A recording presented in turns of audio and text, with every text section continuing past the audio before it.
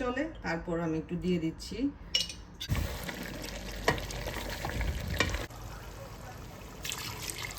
তো আজকে হলো আপনাদের ভাইয়াকে বললাম যে যাও একটু দিয়ে আসো।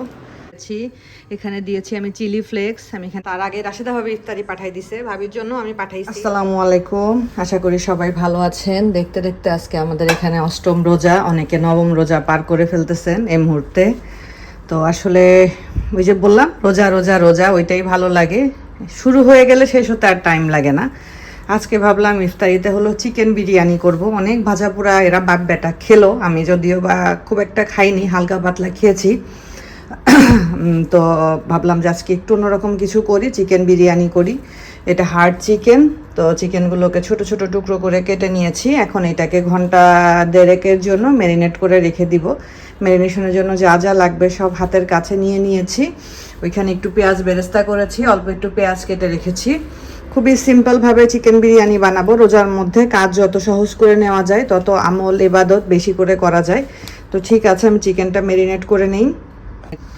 এখানে প্রায় 1.5 কেজি পরিমাণের চিকেন আছে, দেখে বোঝা যাচ্ছে। তো আমি যেরকম ছোটো ছোটো টুকরো করে কেটে নিয়েছি, যেগুলো টুকরো করা যায় না ওগুলো ওরকমই আছে, বাট বেশিরভাগই ছোটো ছোটো টুকরো করে আমি কেটে নিয়েছি।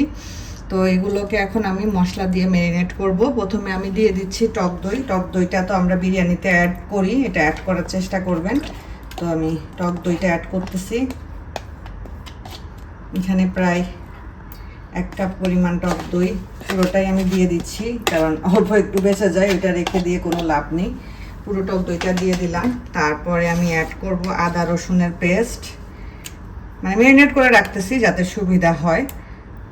এটা দিয়ে দিলাম আদার পেস্ট, দিয়ে দিচ্ছি রসুনের পেস্ট। এগুলো আমি করে আগেই রেখে দিয়েছিলাম। পেঁয়াজের পেস্টটা এখন দিব না, পেঁয়াজের পেস্টটা রান্নার সময় দিব। তারপরে অ্যাড করছি আমি বিরিয়ানি মশলা। আমি রাঁধুনি বিরিয়ানির মশলাটা নিয়েছি, আপনারা যেটা চান সেটা নিতে পারেন। তো এখানে একটা মশলার প্যাকেটের হাফ ছিল, সেই হাফটা দিয়ে দিচ্ছি। আমি আরও একটু অ্যাড করব।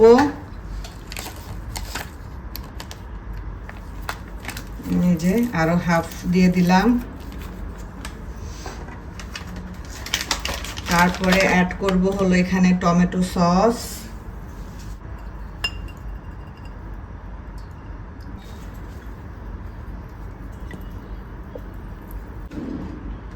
তারপরে দিয়ে দিব অল্প একটু সামান্য একটু মরিচের গুঁড়া, খুবই সামান্য শুকনা মরিচের গুঁড়া। তারপরে কালারের জন্য একটু দিয়ে দিব রেড চিলি পাউডার, যেটাতে কোনো ঝাল নেই, জাস্ট শুধু কালারের জন্য অ্যাড করতেছি। কালার না হলেও চলবে, সমস্যা নেই। এটা তো আর তান্দুরি হবে না, এটা হবে চিকেন বিরিয়ানি। তারপরে অ্যাড করব একটু জিরার গুঁড়ো। বিরিয়ানির মশলায় সব থাকে, এগুলো আসলে না দিলেও চলে। তারপর আমি একটু দিয়ে দিচ্ছি। লবণটা দিব রান্নার সময়, লবণটা এখন দিব না, লবণটা রান্নার সময় অ্যাড করব। এখন খুব ভালোভাবে চিকেনগুলোকে খুব সুন্দর করে মাখিয়ে আমি ম্যারিনেশনের জন্য ঘন্টা দেড়েক রেখে দিব। আপনাদের কাছে যদি ঘন্টা দেড়েক সময় না থাকে আপনারা হাফ অ্যান আওয়ার রাখতে পারেন। আর যদি ফার্ম চিকেন হয় সেক্ষেত্রে 15 থেকে 20 মিনিট রাখলেই হবে। আমার এটা যেহেতু হার্ড চিকেন, এটা সিদ্ধ হতেই সময় লাগবে, এই কারণে আমি একটু ঘন্টা দেড়েক রাখতেছি। কাজটা আগায় রাখলাম। এখন ঘরটরগুলো ক্লিন করব। তারপরে বাচ্চারা স্কুল থেকে আসবে, ওদেরকে শাওয়ার দেওয়াবো নিজে, তারপরে নামাজ কালাম, বহুত কাজ আছে। তো আগায় রেখে দিলাম, রান্নাটা পরে করব ইনশাআল্লাহ। তো রান্নাঘরে আবার চলে আসছি। মাঝখানে তো অনেক কিছু করা হয়ে গেছে। এখন ঠিক বিকাল 4টা মতো বাজে। আমি এখানে তেল আর ঘি দিয়ে দিয়েছি। আমি এখন চিকেনটা বসিয়ে দিব। আমাদের ইফতারি 7:30টায়, 3.5 ঘন্টা আছে, এর মধ্যে ইনশাআল্লাহ বিরিয়ানি হয়ে যাবে। আর মাংসটা ম্যারিনেট করে রাখার কারণে এত সুন্দর একটা স্মেল আসতেছে। তো এটা তো আসলে গরম হয়ে আসছে মোটামুটি। আমি এখানে পেঁয়াজ দিয়ে দিলাম, কুচি করে রাখছিলাম এই পেঁয়াজগুলো। আর বেরেস্তা তো অল্প একটু করেই রাখছি। বেরেস্তা আমার ফ্রিজেও করা আছে, বাট আবার একটু করে নিলাম। ফ্রিজেটা থাক, ওইটা আমার আলুর চপ বানাইতে গেলে লাগে আর কি। তো এই পেঁয়াজগুলোকে এখন একটু ভেজে নিব, মোটামুটি একটা কালার আসলে তারপরে বাকি কাজে যাচ্ছি।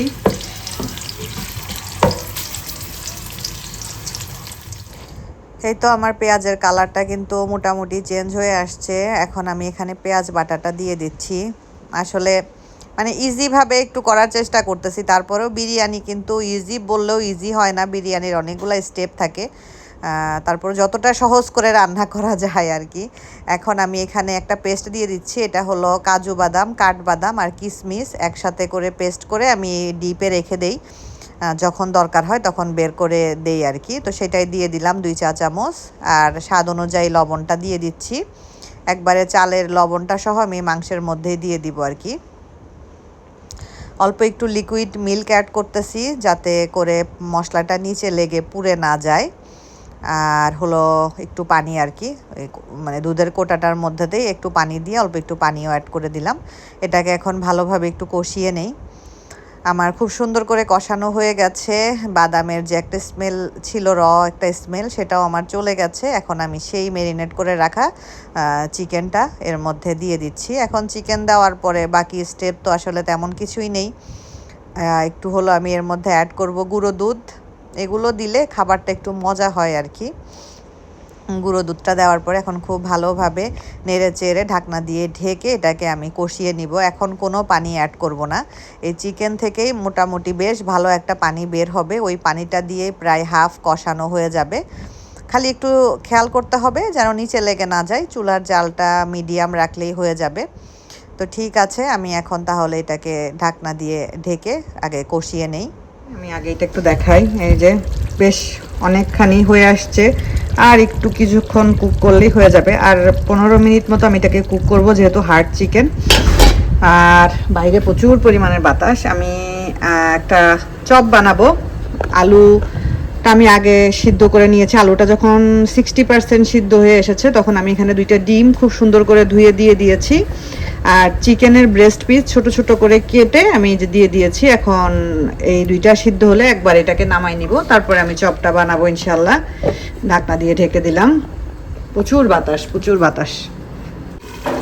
চিকেনটাতে আমি এতক্ষণ কোনো প্রকার কোনো পানি দেইনি। চিকেন থেকে যে পানি বের হয়েছে, তাবিব সাউন্ড করে না মা, চিকেন থেকে যে পানি বের হয়েছে আর আমি দুধ দিয়েছিলাম, ওইটা দিয়ে আমার চিকেনটা এতক্ষণ পর্যন্ত কষানো হয়েছে। এখন আমি একটু গরম পানি দিয়ে দিলাম। আমি আলু কেটে সুন্দর করে লবণ মাখিয়ে রেখে দিয়েছি। আলুটাও আমি অ্যাড করব আর একটু পরে। চিকেনটা আর একটু কুক হয়ে নিক, তারপরে আলু বোখরা দিব এর মধ্যে। এই তো বেশ অনেকখানি পানি শুকায় আসছে, অনেকখানি হয়ে গেছে। এখানে আমি এই যে আলু 6 টুকরা বড় বড় সাইজের আলু আর আলু বোখরা একসাথে এখানে রেখেছিলাম, সেটা আমি দিয়ে দিলাম। এই যে নিলে ভালো হতো, যাই হোক ভাজলাম না, এমনি দিয়ে দিলাম। আর আলু বোখরাটাও দিয়ে দিলাম। এখন খুব ভালোভাবে এগুলোকে আরেকটু কুক করে নিব। চিকেনটাকে এখন আমি একটা বড় পাত্রে শিফট করে নিব, যেহেতু আমি 1 কেজি চালের বিরিয়ানি রান্না করব, এটাতে হবে না। তো এই যে আমি বড় পাত্রে চিকেনটা শিফট করে অলরেডি চালটাও দিয়ে দিয়েছি। তো ওইটা আমি আসলে রেকর্ড করতে ভুলে গিয়েছি, তখন ক্যামেরা অন ছিল বাট ভিডিওটা আমার অন করা হয়নি। যাই হোক, মানে চিকেনটা এই পাত্রে শিফট করে জাস্ট চালটা অ্যাড করে এখন এই যে একটু ভেজে নিব। তো চালটা যখন আমার ভাজা হয়ে যাবে তখন আমি এখানে একটু বেরেস্তা করে রেখেছিলাম, ওইটাতে অল্প একটু চিনি দিয়ে মাখিয়ে আমি এই যে উপর দিয়ে দিচ্ছি আর কি। এটা আসলে অপশনাল, দিলে দিতেও পারেন, না দিলে নাও দিতে পারেন। কাঁচামরিচ দিয়ে দিলাম আস্ত প্রায় 7-8টা মতো। এখন আরেকবার একটু নেড়ে চেড়ে নিচ্ছি যাতে করে সুন্দরভাবে সব কিছু মিশে যায়। আলু বোখরা অ্যাড করেছি। এখন আমি দিয়ে দিচ্ছি পানিটা আসলে ব্যালেন্স করে দিতে হবে। আমি এখন আমার মতো করে যদি বলি, সেটা আপনি কতটুকু রান্না করতেছেন আপনার সাথে নাও যেতে পারে। চিকেনের জন্য তার পানির দরকার নেই, চিকেন অলরেডি সিদ্ধ হয়েই গেছে, আবার চিকেন থেকে কিছুটা ঝোলও বের হয়েছে। তো এখানে ধরেন আমার প্রায় 4 পট চাল আছে, আমি 4 পটের জন্য আমার 8 পট পানি লাগে। যে গ্লাসটা দিয়ে আমি পানি দিচ্ছি ওটা দিয়েই আমি চাল মেপেছিলাম। 8 পট লাগে, বাট আমি 8 পট দিইনি, আমি 7 পট দিয়েছি। কারণ হলো ওই যে ঝোল আছে, ঝোলটাও চালটাকে সিদ্ধ হতে সাহায্য করবে, এই কারণে 1 পট কম আর কি। ঢাকনা দিয়ে ঢেকে চুলার জালটা মিডিয়াম করে এখন আমি বিরিয়ানিটা রান্না করে নিব। আমার বিরিয়ানিটা হচ্ছে, এদিকে আমি হলো একটু চিকেন এগ পটেটো চপ বানাবো। তো এখানে আমি যে চিকেনটা সিদ্ধ তো দেখলেন, সিদ্ধ করে আমি যে গ্রেটার দিয়ে গ্রেট করে নিয়েছি। আলুটাকেও আমি ভালোভাবে ছেনে নিয়েছি। এই যে ডিমগুলোকে আমি গ্রেটার দিয়ে গ্রেট করে দিয়েছি। এখানে দিয়েছি আমি চিলি ফ্লেক্স, আমি এখানে কাঁচামরিচ দেই নাই, চিলি ফ্লেক্স দিয়েছি ঝালটা পরিমাণ মতো। তারপরে হলো এই যে পেঁয়াজ বেরেস্তা, তারপরে এটা হলো চটপটির মশলা বা চাট মশলা, অল্প একটু হলো টমেটো সস আর স্বাদ অনুযায়ী লবণ দিব। সব কিছু দিয়ে খুব সুন্দর করে মাখায়ে চপ বানাবো। আর এই ব্যাটারটাতে ডিপ করব এখানে নর্মাল ময়দা, একটু কর্নফ্লাওয়ার আর একটা ডিম আর নর্মাল পানি দিয়ে এটাকে গুলিয়ে নিয়েছি। আর এটা তো এই যে ব্রেড ক্রাম, এটা বাজারের কেনা ব্রেড ক্রাম, এখানে ইয়ে করে চপ বানাই এখানে রাখবো আর কি।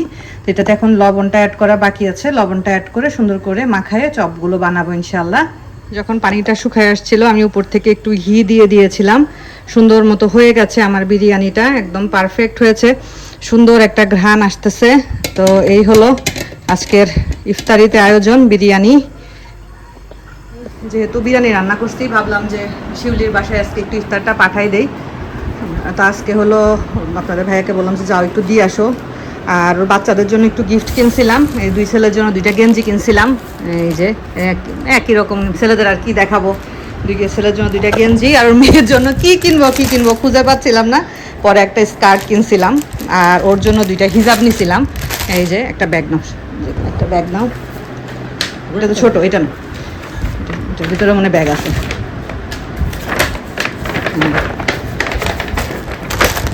ঈদের গিফট শুরু হইলো, শিউলিরে দিয়ে দেওয়া শুরু হইলো।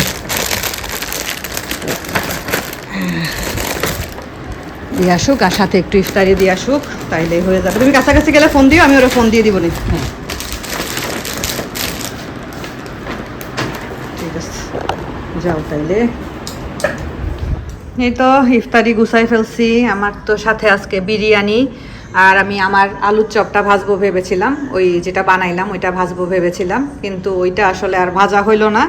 তার আগে রাশেদা ভাবি ইফতারি পাঠাই দিছে, ভাবির জন্য আমি পাঠাইছি, ভাবির জন্য পাঠাইতাম তো ভালোই হলো। ভাবি আবার আজকে পেঁয়াজু, তারপরে এটা চপ, এটা হলো বেগুনি, আবার ছোলা, সাথে একটা ডেজার্ট। ছোলাটা রেখে দিছি, কালকে খাওয়া যাবে, আজকে তো আর ছোলা খাওয়া হবে না। ডেজার্টটাও ফ্রিজে রাখছি, ডেজার্টটা খাবো ইনশাল্লাহ। ঠান্ডা, একটু ঠান্ডা হোক, ঠান্ডাই আছে তো। একটু ফ্রুটস কেটে নিয়েছি, ফ্রুটসে আজকে শুধু পেয়ারা আর খেজুর তো আছেই, খেজুর সবার প্লেটে প্লেটে দিয়ে দেই। আর শরবতটা এখনও ফ্রিজ থেকে বের করিনি, কারণ আজকে এখনও সময় আছে, বেশ ভালোই সময় আছে, এজন্য এখন আর ফ্রিজ থেকে বের করিনি শরবতটা। তো বের করব। আর এই যে মিস্টার তাবিব সাহেব তো খাবে এটা, আমি সালাদ তো করে নিয়েছি, আপনাদের ভাইয়া শিউলিকে দিয়ে আসতেছে।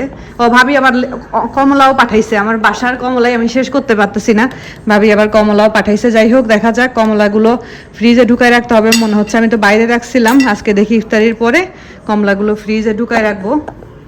ভাবি হলো সাবুদানার ডেজার্ট পাঠাইছে, আমি এখানে আবার একটু রুয়াবজা, অল্প একটু রুয়াবজা দিছি, একটু জাস্ট কালার হওয়ার জন্য। আর বাসায় হলো যে জেলো ছিল, একটু জেলো অ্যাড করলাম এই আর কি। তো এটাও রাখলাম সাথে, ঠান্ডা ঠান্ডা ভালো লাগবে। এখানে ভাবি হলো খেজুর দিছে, আম দিছে, তারপরে হলো আপেল দিছে। আম উঠছে মনে হয়, আম কিনো তো গো, আম উঠছে মনে হয়, আমটা কিনতে হবে, আম খাওয়া হয় না। তো এই যে আমাদের ইফতার টাইম হয়ে গেছে। ছোলাটা ভাবি ছোলাও দিছে, ছোলা বাই করলাম না, ছোলা তো আর খাওয়া হবে না আজকে, এটা থাক, কালকে খাবা। এই তো আমাদের